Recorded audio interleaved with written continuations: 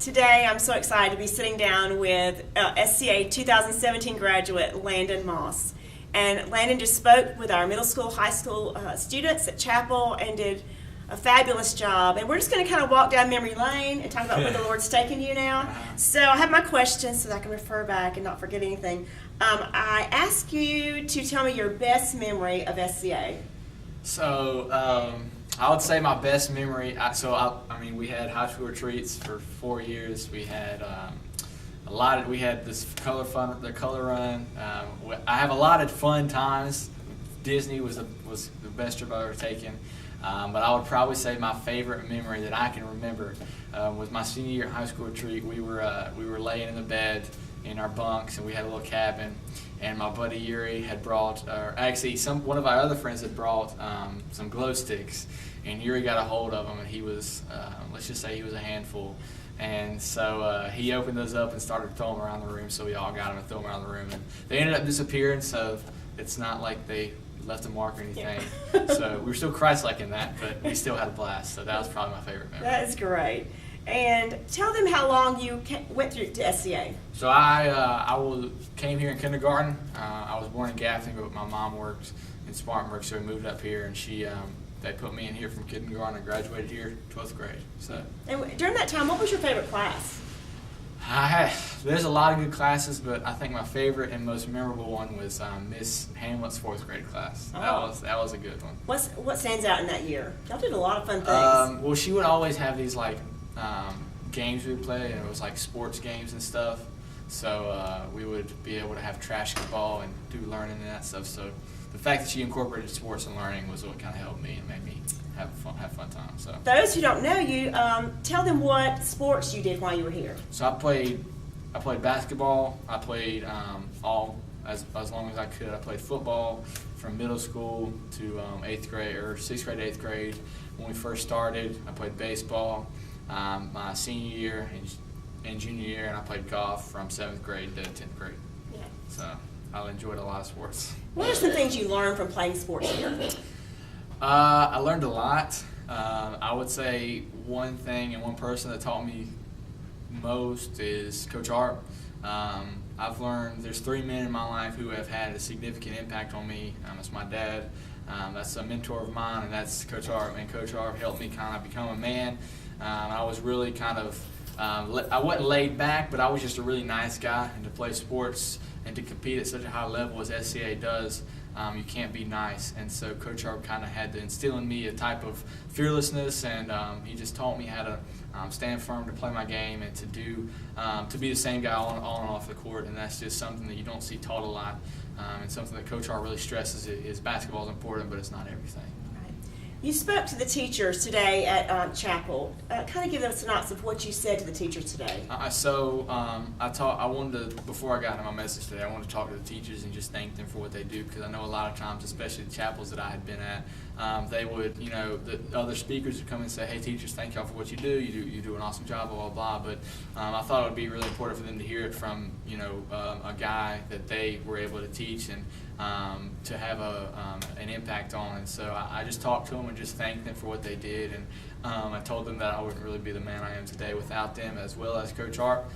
He taught me a lot in sports, but these teachers really just taught me how to live daily for Jesus and the way that they carried themselves on good days and bad days. They didn't let us know it. They were just always the same person, always loving, always had smiles on their faces. And so that's just something that I really wanted to thank them before I really got into my message today. Did you feel prepared for college academically? Did you feel going to a little small Christian school hindered you in any way being ready? Not in the least bit. I know I'm kind of supposed to say that, but they really did prepare me for college. My senior year, I wanted to have a chill schedule. They didn't let us, and the fact that I took AP classes my senior year was able to prepare for harder classes. To be honest with you, there really wasn't a difference from my senior year to then. Just because I was really prepared, I was ready. My math was up to speed. My English was up to speed. I had been taught how to write a paper correctly, and a lot of people hadn't in college, and so whenever the first class of my English class, the teacher taught us how to write a paper, I didn't really have to listen because I knew all of it. So that was good. Okay, what were some challenges or things that surprised you when you got to Clemson? So it's a lot bigger school. That was a difference. Another challenge was I didn't have my family, and obviously my actual family, but I just grew up with these people here. I was able to live life with them, to know everything about them, and although that might not be the best thing sometimes, I just enjoyed being able to know literally at the other 32 people in my grade. So that was a big difference, having to go to a school who's 10 times, 20 times bigger than ours.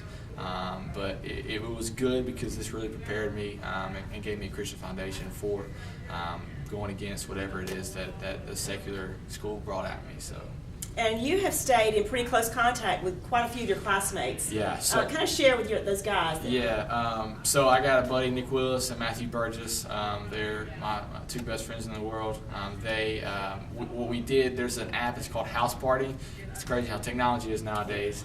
But what House Party is, it's like you can FaceTime multiple people at the same time. So we do like a weekly Bible study, just kind of talk to each other and see how each other's doing. And we're just able to, once a week, just talk to each other and be able to encourage each other, and that's something that we really don't get a lot at our separate colleges, especially since me and Nick go to, Nick goes to Wofford, and so since we go to secular college, it's kind of tough to find that spiritual group and relationships that we really need to look for when we got there. So I found them, but whenever I was searching for them, it was good to have that and have those lifelong friendships that I made here. Right, good.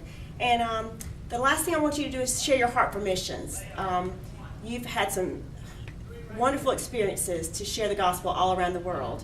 So would you share how that came about? Yeah, so I went on my first mission trip. I went to church here whenever I was able to drive because my parents went elsewhere. So when I was, my first mission trip was with Nicaragua with First North. My second one was with Costa Rica with another church with some buddies that I graduated with. My third one was with a ministry out of Spartanburg, and they do international mission trips. And what they do is they go to close countries and are able to share the gospel through sports, and that's really where my passion is, and where my passion lies is sports and Jesus. And so I've been on 3. I've been in Indonesia, been to China twice. I'm going back to China this summer. But just being able to see God use my gifts and my skills and everything that I've learned throughout the years here, and to be able to apply those elsewhere and to show people what it means to be a follower of Jesus and who He is, it's just been a tremendous blessing to be able to learn here so that I can apply there. And that's really where my heart will lie the rest of my life. I want to be able to do that, to work with that ministry, and to be able to have a hand in overseas missions and reaching the world for the gospel. And I know I can't do it myself, but I can do what I can. So that's where really my heart lies and what I want to do. As families watch this video and think about whether to send their children to SCA, what would you say to those parents? I mean, I will tell you to do it. Your kids could go to public school and they could have an okay education, and they could be in that secular school, but what this school does, the way that it prepares the kids and the students for college, and the way that it prepares them to take on the world, you can only do so much at home. A youth pastor can only do much seeing their kids Sunday and Wednesday night, but for them to spend the majority of their time at school, I suggest that it be somewhere that uplifts the gospel and shows them what it's like to have a foundation that is rooted in Jesus, and that is just important and more important than anything else you could possibly do, especially since it's rooted in academics and sports after school. So it's both.